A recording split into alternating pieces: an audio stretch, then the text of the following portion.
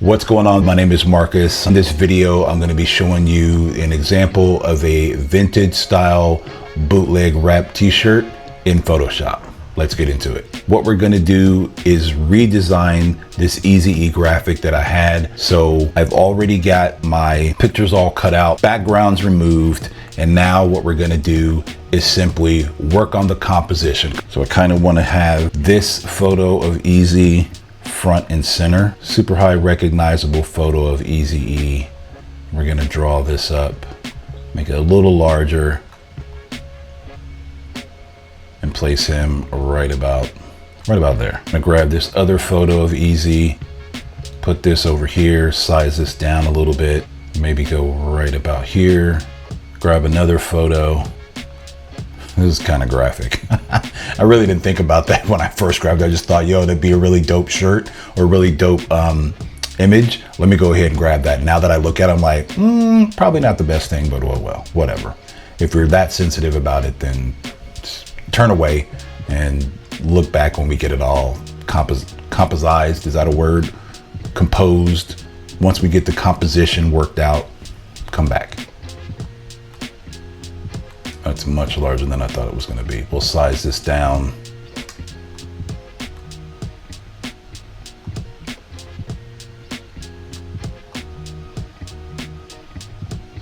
Maybe put that right there. This is going to be my last photo, and we'll put that right about there.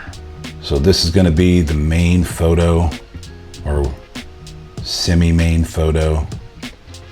And I want to make sure that that's centered right in the middle. You can kind of see, I hope you can see it on your screen, there's like a purple line that goes right through the middle of it. That way I know that my design or my image is right smack dab in the middle. All right, so now that we have our composition, the next thing I want to do is, as you notice that all of these are like in black and white, so I'm going to desaturate the rest of these pictures so that when I go back over it, if I want to add color like a gradient to the color skins or something like that, I can do that a little more easy with it being, no pun intended, with it being all desaturated. So I'll Command or Control U, and we'll just take the saturation out of these photos.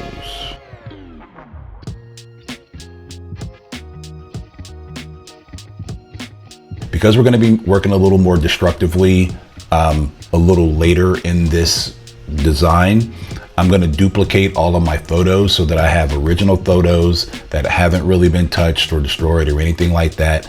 That way, when for whatever reason I've made a mistake, I have an original of that photo so that I can come back to it. So Command or Control J, duplicate that. We'll just hide these.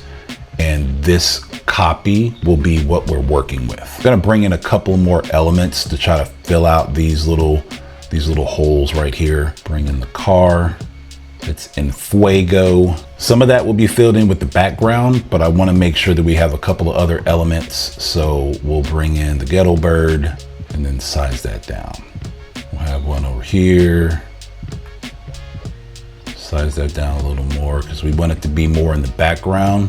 So put that up there. I'm gonna duplicate that and then bring another one over here. Go over here to my tools. Go down to, from edit, down to transform. And we're just gonna flip this horizontally. We'll double click right here on our image or the layer. And then we'll go down to gradient overlays. And that is definitely not what you want. I was working on something previously. So let's go up to our basics and we're gonna grab this middle thumbnail, And what that is, it's gonna work dark to transparent and let us have a nice gradual fade. So we'll go ahead and do that. See how that's now a lot more faded out than it was before. It looks a lot more natural than just a harsh cutoff. So we'll bring this down a little bit. You can see the difference between where it was and really harsh cutoff to where it's a nice even fade. And then we'll do the exact same thing to the right side. And what I want to do is take this scale down to about, let's do 12. So I'm gonna grab this one and then drag this back over. so that the fade is still there, but again, it doesn't look as harsh. Composition. If you learn anything else, composition. The way you place something, the way you put something is paramount in how the story is told to the end user, which would be the consumer. How is that story told through your composition? I want to bring in a couple other things, like I said, to fill those little gaps. So let's bring in this element. We got to have the Straight Outta Compton. How can you have an NWA or anyone from kind of that group and not have a Straight Outta Compton sticker, plaque, whatever you want to call it? I'll put this right about there. And then let's go ahead and put this behind the easy. And then to fill in this little area right here, I've got another little element that I want to bring in, and we'll go ahead and size this. So now we have our composition all set out. Next thing I want to do is work on my background. Got something already kind of worked out. Actually, let me put these into a group while I'm thinking about it. Since we're talking about working clean, let's go ahead and put these elements into their own folder. I took the liberty of mapping out all of my skin that is on my photos and put those into the group. So now I have all of my skin tones. I'll go in and I'll do a color overlay, which is not that. Actually, let's go into this. So we got all our skin tones all mapped out. We're gonna add back our elements. Here's our vehicles. And now I wanna put in our background and drop that in there. So the background obviously is gonna move all the way to the bottom. And I'll adjust this slightly and raise this up here. If you noticed, one thing that we are missing is a title. So let's go ahead and work on our title. And now let's type out the name. We'll size this up and you'll think, why is it just one huge blob, Marcus? What is going on? Well, let's go over here to our properties and we'll go into, this is your kerning. Let's just go ahead and set that at 0. And now we'll size this down and bring this back in. So I'm not very keen on how this all kind of touches. So I'm gonna adjust the kerning again. So you can go in and double click in here and let's highlight this E and we'll come back over to our kerning. And I think we'll do like 100. And I'll speed this process up for time's sake.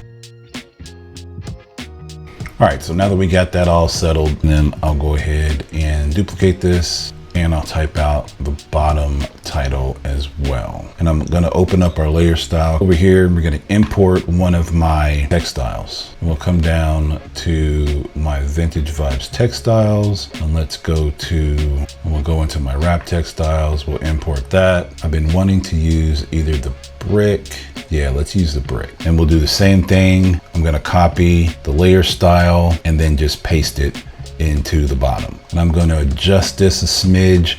It's a little bright for how small the text is. So let's go into our outer glow and let's lower that just a smidge. That way it doesn't look like the text is completely blown out. We'll lower that. And the size, the spread can come up to 1, but the size needs to come down right about there. 40 will do. Even though you feel like you're done with the design, take a moment, go over it with the fine tooth comb, see if there's anything that you would like to resize, recolor, whatever the case may be. For me, I got to go back in and move this helicopter because it's being blocked by the text. So that way we still have some depth. The only other thing that I would do is make sure that I put all of my layers into a group. Select the top layer, scroll down, hold the shift key, select the bottom layer, Command or Control G to put those all into a group. If you wanted to add some vintage texture to it, you could very well do that. I'm gonna leave it as it is, simply for time's sake. If you got any value out of this, make sure that you hit the like button, hit the subscribe button as well. If you are looking to start your journey, we've got a starter pack for you. I linked it in the description. We will see you guys in the next one. Peace.